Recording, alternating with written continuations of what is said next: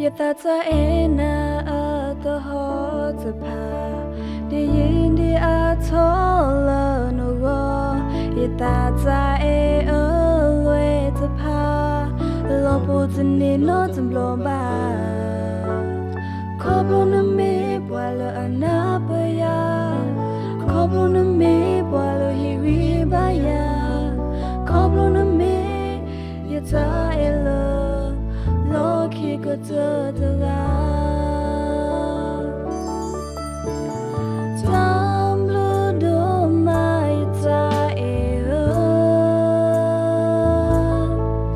Learn to hear you thought window here nigga we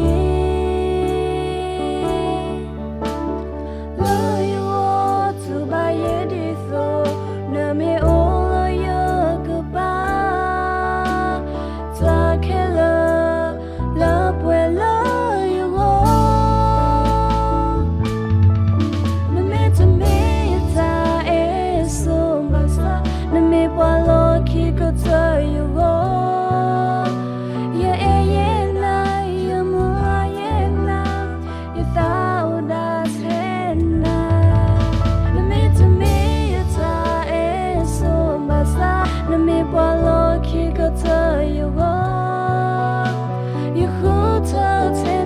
You are my last one.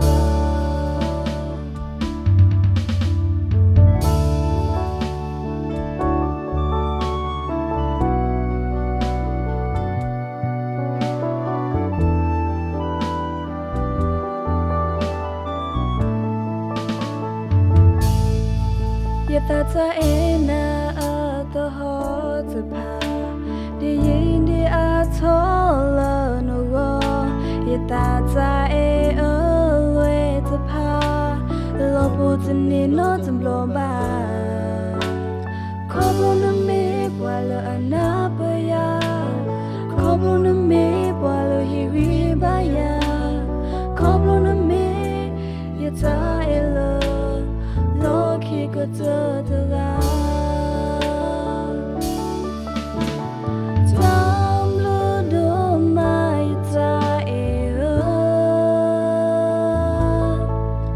Learn to hear you thought window here nigga we Love you all to buy it so no me all your goodbye Takela love will love you all No me to me it's so much no me bolo go to you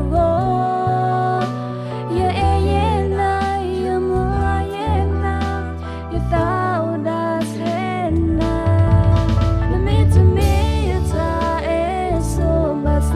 no me bolo go to you you who told tonight you are my last one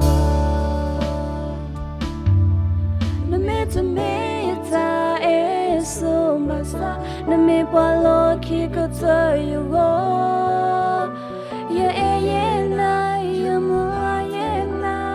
you thought that na me to me it's so much